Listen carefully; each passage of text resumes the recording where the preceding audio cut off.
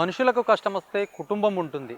కానీ మూగజీవాలకు అనుకోని సమస్యలేమన్నా ఎదురైతే ఎవరుంటారు అనే కోణంలో ఒక యువతి మూగజీవుల పట్ల శ్రద్ధ తీసుకుంటూ ఎక్కడ ఎలాంటి మూగజీవాలకు ఏమన్నా ఇబ్బంది అయితే ఇమ్మీడియట్‌గా అక్కడికెళ్ళి వాటిని తీసుకొని ట్రీట్మెంట్ చేయడము, ఇట్లాంటి మొత్తం ఒక షెల్టర్ ఏర్పాటు చేసినటువంటి సందర్భంగా చెప్పొచ్చు. ఒక యువతి ఇట్లాంటి పని చేస్తుందంటే ప్రస్తుతం ఒంగోలు నగరంలో చాలా మట్టుకు ఇట్లాంటి మంచి పని చేస్తున్నట్టుగా చాలామంది చర్చించుకున్నటువంటి సందర్భం మాట్లాడదాం. ఎందుకు ఈ కోవలో ఎట్లా ఎంచుకుంది, ఎట్లా ముందుకెళ్తుంది, ఎలాంటి కార్యక్రమాలు నిర్వహిస్తుంది అనే అంశం పైన మాట్లాడడం దివ్య ఉన్నారు. చెప్పండి మేడం, ఎట్లా అసలు ఈ మూగజీవాల పట్ల చాలామంది ప్రస్తుతం ఉన్నటువంటి సమాజంలో ఎవరికెవరు సొంత పనులు వాళ్ళే చేసుకోవడం, ఎవరికి ఏ కష్టం వచ్చినా ఇంకొకరు రావడం లేనటువంటి సిచ్యువేషన్లో ఇప్పుడు మూగజీవాల పట్ల మీరు ఎందుకు ఇంత శ్రద్ధ చూపిస్తున్నారు? దాన్ని ఎట్లా ముందుకు తీసుకెళ్లే ప్రయత్నం చేస్తున్నారు? నేను ప్రాక్టికల్గా చూశానండి. నేను ఒక డాగ్ని పెంచాను. నేను పెంచినప్పుడు దానికి ఎలాంటి ఆరోగ్య సమస్యలు వస్తాయి అవన్నీ నేను దగ్గరగా చూశాను. అది చూసిన తర్వాత బయట ఉన్న ఈ మూగజీవుల పట్ల వాటికి ఏదైనా యాక్సిడెంట్ అవ్వడము, వాటికి ఏదైనా డిసీజెస్ రావడము, ఇలాంటి టైంలో ఎవరైనా స్పందిస్తారా అనేది నాకు క్వశ్చన్ వచ్చింది. అది అలా వచ్చినప్పుడు నేను చాలా ట్రై చేశాను. నేను ప్రత్యక్షంగా ఒక కుక్కకి యాక్సిడెంట్ అయ్యి కాలు వేలాడుతుంది. అలా చూసిన సందర్భంలో నేను ఆ బాధ తట్టుకోలేక ఏడుస్తూ చాలా ఎన్జిఓస్కి కానీ ఎవరో ఒకరిని సంప్రదించాలని ట్రై చేశాను. ఈవెన్ గవర్నమెంట్ హాస్పిటల్లో కూడా కాంటాక్ట్ చేశాను. బట్ ఎవరు ముందుకు రాలేదు. అంటే దాన్ని తీసుకొచ్చి రెస్క్యూ చేసే వాళ్ళు ఎవరు నాకు తారసపడలేదు ఆ టైంలో. సో మనమే ఎందుకు చేయకూడదు ఇది అన్న ఆలోచనతోటి నేను ఈ ఫౌండేషన్ని సేవ్ ద యానిమల్స్ ఫౌండేషన్ అని స్టార్ట్ చేశాను. నేను స్టార్టింగ్ నుంచి ఏంటంటే డిసీజెస్ ఉన్నా లేకపోతే యాక్సిడెంట్స్ అయినా ఆ డాగ్స్ని తీసుకొని హాస్పిటల్కి తీసుకెళ్ళడం, ట్రీట్మెంట్ చేయించడం చేసుకుంటూ వచ్చానండి. ఈ క్రమంలో కొన్ని డాగ్స్ని బయట అంటే యాక్సిడెంట్ అవ్వడం, పడిపోయి ప్యారలైజ్డ్ అయిన వాటిని రోడ్ మీద ఉంచలేకపోయే పరిస్థితి ఏర్పడింది. అలాంటి వాటిని నా దగ్గర ఇంట్లో పెట్టుకొని ట్రీట్మెంట్ చేయిస్తూ వస్తున్నాను. అలా వాటి సంఖ్య పెరుగుతూ వచ్చిందండి. అలా పెరిగినప్పుడు మాకు ఇంట్లో పెట్టుకోవడం చాలా కష్టమైపోయింది. మేము ఈ మధ్య కాలంలో ఎమ్మెల్యే గారిని రిక్వెస్ట్ చేసి తర్వాత మున్సిపల్ కమిషనర్ గారిని సంప్రదించాము. సార్ వాళ్ళు స్పందించి మాకు ఒక ప్రెజెంట్ టెంపరీ షెల్టర్ అయితే ఒకటి ప్రొవైడ్ చేశారు. ప్రెజెంట్ అక్కడనే మేము డాగ్స్ని పెట్టుకొని ట్రీట్మెంట్స్ చేయించడము, ఫుడ్ పెట్టడము చేస్తున్నాము, షెల్టర్ ఇచ్చున్నాము. మేము కేవలం వీటి వరకే పరిమితం అవ్వలేదండి. బయట అవేర్నెస్ కూడా, అంటే ఇప్పుడు చాలా సంఘటనలు జరుగుతున్నాయి. అలాంటివి జరగకుండా ఉండాలంటే మన వంతు ప్రయత్నంగా మనం ఏం చేయాలి అని మనము అవేర్నెస్ కూడా ఇస్తున్నాము. నేటి తరం అంటే రేపటి తరం అయిన స్టూడెంట్స్కి, చిల్డ్రన్స్కి, నెక్స్ట్ జనరేషన్కి మేము వీటి గురించి వివరంగా చెప్తున్నాము. కాలేజెస్లో కూడా మేము వీటిపైన అవేర్నెస్ కార్యక్రమాన్ని నిర్వహిస్తున్నాము. ప్లస్ మేము ఇంతే కాకుండా బయట నోరులేని మూగజీవులు, ఫుడ్ సంపాదించుకోలేని వాటికి డైలీ రోజు ఆహారం అందిస్తున్నామండి. ఆహారంతో పాటుగా వాటికి ఏమైనా ఆరోగ్య సమస్యలు ఉంటే వాటిని గుర్తించి మేము వాటికి ఫుడ్తో పాటు మెడిసిన్ కూడా అందజేస్తున్నాము. ఈ ప్రక్రియ మేము డైలీ చాలా ఎంతో ఖర్చుతో కూడుకున్నది. ఇప్పటికైతే మేము ఒకళ్ళమే సొంతంగా నేను మాత్రమే ఈ ఆదాయాన్ని పెట్టుకొని చేస్తున్నాను. ఈ ఖర్చంతా నేనే పెట్టుకొని చేస్తున్నాను. ఇంకెవరైనా దాతలు స్పందించి ముందుకొచ్చి మాకు హెల్ప్ చేస్తే నేను ఇంకా ముందుకెళ్ళడానికి సహాయం అవుతుంది. లోకల్లో అయితే ఈ మధ్య కాలంలో నాకు కొంతమంది పరిచయమైన వ్యక్తులు, మండవ మురళీకృష్ణ గారు కానీ, క్రోసరి శ్రీదేవి గారు కానీ, మారెళ్ళ సుబ్బారావు గారు కానీ, ఇక చెప్పుకుంటూ వెళ్తే కొంత పెద్ద లిస్ట్ అవుతుందండి. బట్ వీళ్ళందరూ నాకు మోరల్గా సహాయం చేస్తున్నారు. కొంతవరకు వాళ్ళు కూడా నాకు హెల్ప్ చేస్తున్నారు. కానీ అడిగిన వాళ్ళనే మళ్ళీ అడగడం వల్ల వాళ్ళు కూడా కొంత టైంకి మేమేం చేయలేమనే పరిస్థితికి వస్తుంది. మూగజీవాలని సేవ్ చేశారు. మీరు ఇప్పుడు మొత్తం ఒక షెడ్ వేసి మరీ ట్రీట్మెంట్ అవసరమైన ఫుడ్ కూడా అందిస్తున్నారు. ఇప్పటికి ఎన్ని ఉన్నాయి మరి, ఇంకా ఇప్పటివరకు ఎప్పటి నుంచి స్టార్ట్ చేశారు ఇది? మేము 2011 నుంచి ఈ రెస్క్యూ హోమ్ని స్టార్ట్ చేసామండి. రెస్క్యూ చేయడం స్టార్ట్ చేసాము. మేమైతే కొన్ని వందల సంఖ్యలో యానిమల్స్ని కాపాడాము. ఆవులు, పిల్లులు, కుక్కలు, ఇలాంటివి ఏవైనా సరే, ఉడతలు కూడా మేము కాపాడిన సందర్భాలు ఉన్నాయి. పక్షులు కూడా మా దగ్గరికి వచ్చాయంటే మాకు ఏమైనా బాలేక కనిపిస్తే వాటికి కూడా మేము రెస్క్యూ చేసి ట్రీట్మెంట్ చేసి మళ్ళీ వదిలేస్తాము. అంటే వాటి స్వేచ్ఛా జీవితాన్ని మనం హరించే హక్కు లేదు. సో మేము ట్రీట్మెంట్ చేయించి ఏ జంతువునైనా సరే బయట విడిచిపెడతాము. ఇంకా అది బయట తిరగలేదు, సొంతంగా బతకలేదు అన్న వాటిని మాత్రమే మా దగ్గర ఉంచుకుంటాము. ఆవుల్ని కూడా చాలా వరకు సేవ్ చేసాము. సేవ్ చేసిన తర్వాత వాటి ఓనర్ని ఫైండ్ అవుట్ చేసి ఎవరైతే ఆవుకు ఓనర్ ఉన్నారో వాళ్ళకి అప్పగించడం జరిగిందండి. ఇప్పుడు మీరు సేవ్ చేసిన ఏవైతే ఎనిమల్స్ కావచ్చు చాలా పెద్ద మొత్తంలో ఉన్నాయా, మరి అవన్నీ ఇక్కడే వాటిని ఇంకా నడిపిస్తూ ఉన్నారు? మేము సేవ్ చేసినవి అయితే ఉన్నాయండి, 1000 పైనే ఉంటాయి. బట్ కొన్నిటిని అయితే మేము వాటి స్థానంలో యథాస్థానంలో వదిలిపెట్టాము. ఇంకా మేము ప్లేస్ లేకపోవడం వల్ల గత సంవత్సరం వరకు చాలా ఇబ్బంది పడ్డాము. ఎన్నో ఆవుల్ని సేవ్ చేసి వాటిని సేవ్ చేసిన తర్వాత ఓనర్కి అప్పగించిన తర్వాత వాటిని స్లాటర్ హౌసెస్కి పంపించడం చేస్తున్నారు. అలా జరగకుండా ఉండాలని మేము ప్లేస్ కోసం చాలా కష్టపడుతున్నామండి. ఇన్ కేస్ మన దగ్గర నిజంగా షెల్టర్లో అంత ప్లేస్ ఉంటే కనుక మా దగ్గర పెట్టుకొని వాటిని జాగ్రత్తగా చూసుకుంటాము. ప్లేస్ లేకపోవడం వల్ల ఆవులు ఎన్నో యాక్సిడెంట్ అయిన పరిస్థితుల్లో స్లాటర్ హోమ్స్కి తరలించబడుతున్నాయి, అంటే వాటిని చంపబడుతున్నాయి. సో మాకేదన్నా గవర్నమెంట్ స్పందించి ప్లేస్ ఒకటి ఏర్పాటు చేస్తే వీధిలో తిరిగే ఆవులకి ఏదన్నా జరిగిన సందర్భంలో ట్రీట్మెంట్ చేయించి మా దగ్గర పెట్టుకొని చూస్తాము. ప్రజెంట్ మా దగ్గర అంత ప్లేస్ లేకపోవడం వల్ల మేము ఆవుల్ని కాపాడినా కూడా మళ్ళీ తిరిగి యజమానికి అప్పగించడం జరుగుతుంది. అలా జరగకూడదంటే మాకు సొంతంగా ఏదైనా ప్లేస్ అలాట్ చేస్తే, గవర్నమెంట్ సపోర్ట్ చేస్తే మేము వాటిని మా దగ్గర పెట్టుకొని చూసుకుంటామండి. మీరు చేస్తున్నటువంటి ఈ పని మొత్తాన్ని స్వచ్ఛందంగా చేస్తున్నారు. మరి దీనికి ఎక్కడెక్కడ మూగజీవాలు ఏదైనా ఇబ్బందులు పడ్డా, యాక్సిడెంట్లు అయినా సమ్ కారణాలతో ఏదైనా మీకు తెలిస్తే కనుక మీరు వెళ్ళి అక్కడ సేవ్ చేయడం, దాన్ని ట్రీట్మెంట్ చేయడం, ఫుడ్ పెట్టడం ఇట్లాంటివి చేస్తున్నారు. మీకు ఏమైనా టీం ఉందా? మరి ఇంత చాలా పెద్ద మొత్తంలో అక్కడక్కడ జరుగుతూ ఉంటాయి, మీకు ఇన్ఫర్మేషన్ వచ్చినప్పుడు మీ టీం ఉంటుందా? ఎట్లా ముందుకెళ్తారు? ప్రెసెంట్గా అయితే టీం లేదండి. టీంని ఏర్పరచడానికే ట్రై చేస్తున్నాను. రెస్క్యూస్లో ప్రత్యక్షంగా నేను, మా అమ్మ, మా నాన్న ముగ్గురం వెళ్ళి ఆ ప్లేస్కి వెళ్ళి తీసుకొని వచ్చి ట్రీట్మెంట్ చేయించడం చేస్తున్నాము. ఎవరన్నా యువత ముందుకొచ్చి ఈ పనిలో మాకు హెల్ప్ చేయాలని నేను కోరుకుంటున్నాను. అదేవిధంగా కాలేజెస్లో కూడా అవేర్నెస్ ఇస్తున్నాను, ముందుకొచ్చి మాకు రెస్క్యూస్లో ప్రత్యక్షంగా పాల్గొనాలని. మా మదరు, ఫాదరు ఎంతో హెల్ప్ చేస్తున్నారండి నాకు. తర్వాత మోరల్గా అయితే కొంతమంది నాకు ఫోన్లో మాట్లాడి ధైర్యం చెప్పడం అలా చేస్తున్నారు, అంటే మీరు చేస్తున్న మంచి పని అని సపోర్ట్ ఇస్తున్నారు. కాకపోతే ప్రత్యక్షంగా పాల్గొనేదైతే నేను, మా మదర్, మా ఫాదర్ పాల్గొంటున్నాము. ముఖ్యంగా మూగజీవాలు అనేసరికంటే కొద్ది భయంతో కూడుకున్నటువంటి విషయం అని చెప్పొచ్చు. చాలా మట్టుకు కొన్ని కాలనీలలో స్వైర విహారం చేస్తూ కొంతమంది పిల్లలు కావచ్చు, వృద్ధులకు కావచ్చు, కొన్ని కొరకడం లాంటివి చేస్తున్నాయి, కాటు వేయడం, ఇట్లాంటివి చాలా ప్రజలైతే దీని పట్ల భయపడుతున్నటువంటి సిచ్యువేషన్గా చెప్పొచ్చు. మరి వాటిని ఒక పక్కకు కొన్ని ఏరియాల్లో సైతం వీటిని అసలు ఉంచొద్దు ఇక్కడ అని చెప్పేసి చెప్తున్నారు. మరి మీరు ఇట్లా సేవ్ చేయడం, అవి కొరకడం, దీన్ని ఎట్లా ఇది చేయాలి? యాక్చువల్గా ఇది అన్ని చోట్ల ఉన్న కరెంట్ ఇష్యూ అండి. చాలా పెద్ద ప్రాబ్లంగా దీన్ని చూస్తున్నాం అంతే, బట్ అది అంత పెద్ద ప్రాబ్లం అయితే కాదు. ఈ జంతువులు అనేవి మనకి మొదటి నుంచి మనుషులకి చాలా దగ్గరయ్యాయి. అందులో ప్రత్యేకంగా డాగ్స్ అయితే మనతో పాటే ఉంటూ మనతో పాటే సర్వైవ్ అవుతున్నాయి. వీటిని ఈ రోజు ఎక్కడి నుంచో వచ్చినట్టుగా చూస్తూ వాటిని తీసేయాలి అనడము జనాలు కరెక్ట్ కాదండి. ఎందుకంటే డాగ్స్ అనేవి మనుషులకి ఎంతో ఫ్రెండ్లీ ఉన్న యానిమల్స్. మనం కొంచెం అన్నం పెట్టామంటే అవి మన చుట్టూ తిరుగుతాయి, మనల్ని వదిలిపెట్టవు.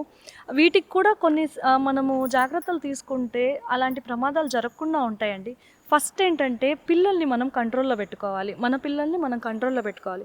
వాటి మీద అనవసరంగా రాళ్ళు విసరడము, కర్రలతో కొట్టడము ఇలాంటివి చెయ్యవద్దు అని చెప్పేసి ప్రతి తల్లిదండ్రులు పిల్లలకి నేర్పించాలి.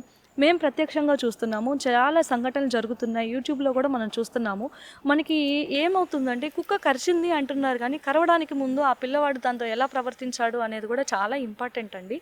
అలా ఇప్పుడు కొన్ని సందర్భాల్లో వాటికి ఏదో ప్రాబ్లం ఉండి హెల్త్ ఇష్యూ ఉండడం వల్ల అవి మనుషుల మీదకి రావడం జరుగుతుంది. అలా జరిగిన సందర్భాల్లో కూడా దానికి ట్రీట్మెంట్ ఉందండి. యాంటీ రేబీస్ వ్యాక్సిన్ వేయించుకుంటే దానికి ట్రీట్మెంట్ ఉంది. కానీ ఆ ట్రీట్మెంట్ దాన్ని మనం తీసుకోవాలి. బట్ చాలామంది ఏమనుకుంటున్నారంటే అది జరగంగానే, కుక్క కాటు వేయంగానే మనం చనిపోతామేమో అన్న అపోహతోటి భయపడి దానికంటే ముందు, రేబీస్ కంటే ముందు ఈ గుండెతడ ఎక్కువైపోతుంది వాళ్ళకి.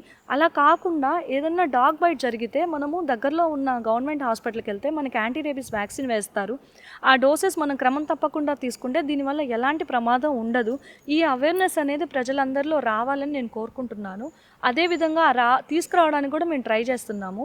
వాటిని తీసేయడము, ఏ జాతినైనా సరే మన మధ్యలోంచి తీసేయాలి అనుకోవడం చాలా తప్పండి. ఎందుకంటే మేము కూడా మీతో పాటే బ్రతుకుతున్నాం సమాజంలో, బట్ మేము ఇన్ని డాగ్స్ని కాపాడుతున్నాం, కానీ ఏ డాగ్ కూడా మమ్మల్ని కరవలేదు. అంటే కరిచిన సందర్భాలు ఉన్నాయి, మేము ట్రీట్మెంట్ చేయించుకుంటున్నాము, మేము వెళ్తున్నాము. అంతేగాని మమ్మల్ని కుక్క కరిచింది కాబట్టి నేను కాపాడాలనుకుని దాని దగ్గరికి వెళ్ళినా దానికి ఆ విషయం తెలియకపోవచ్చు. ఆ టైంలో కొంత కేర్ తీసుకున్న తర్వాత వాటికి అర్థమవుతుంది, వీళ్ళు నన్ను కాపాడాలనుకుంటున్నారు, వీళ్ళు నాకు హాని చేయట్లేదన్నారు అనుకుంటే గనక అవి మనల్ని ఏం చెయ్యవండి. సో మనం ఏంటంటే కొంత అవగాహన పెంచుకొని వాటిని కూడా మనతో పాటు ఉండనివ్వాలండి. ప్రకృతిలో ప్రతి జంతువు, ప్రతిదీ చాలా ఇంపార్టెన్స్ ఉంటుంది. తేనెటీగలకు కూడా, అవి చిన్న కీటకాలైనా కూడా వాటికి కూడా ఎంతో ఇంపార్టెన్స్ ఉందండి. సో ఏ జాతి మన మధ్య నుంచి పోవాలని జనాలు కోరుకోవద్దు. అది మన మనుగడకు కూడా చాలా అనర్థం తెచ్చిపెడుతుంది. అవి మనతో ఉండాలి. బట్ మనం కేర్ తీసుకుంటూనే వాటిని కూడా మనం జాగ్రత్తగా చూసుకోవాలి. మన కేర్లో మన జాగ్రత్తలో మనం ఉండాలి, వాటిని కూడా మనం కేర్గా చూసుకోవాలి.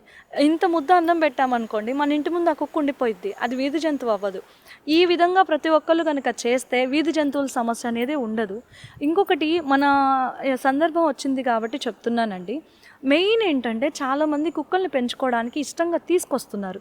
తీసుకొచ్చిన తర్వాత కొన్ని రోజులు గడిచిన తర్వాత వాటి మీద ఇష్టం పోవడము, వాటిని వదిలేయడానికి సాకులు వెతుక్కోవడమో తెలియదు, కానీ రోడ్డు మీద వదిలిపెట్టేస్తున్నారు. లక్షలు వేలు పోసి కొన్న కుక్కల్ని కూడా రోడ్డు మీద వదిలేస్తున్నారు.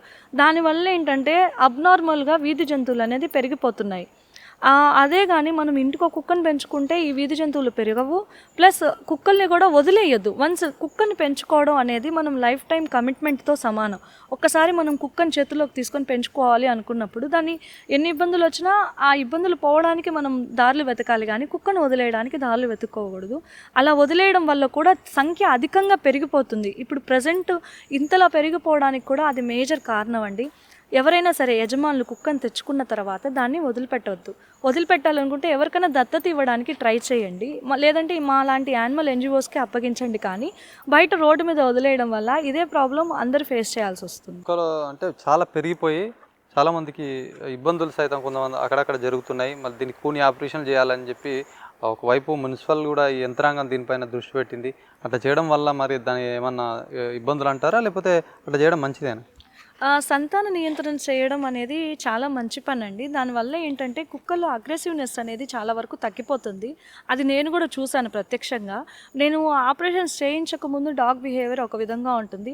ఆపరేషన్స్ చేయించిన తర్వాత దానిలో అగ్రెసివ్నెస్ అనేది చాలా వరకు తగ్గిపోతుంది. అవి ఏంటంటే మేటింగ్ సీజన్లో కుక్కలు, మగ కుక్కలు కానీ ఆడ కుక్కలు కానీ చాలా కోపంతో ఉంటాయి.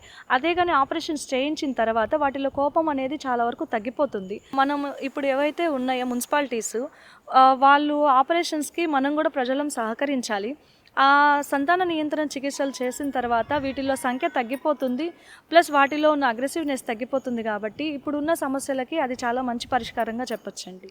ఎట్లా అనిపిస్తుంది? మీరు చాలా కుక్కల్ని మరీ దగ్గర తీసుకొని ఆప్యాయంగా ఇది చేస్తున్నారు. మీరంతా ఒకటే ఫ్యామిలీ కాబట్టి ఎన్ని కుక్కల్ని సాస్తున్నారు?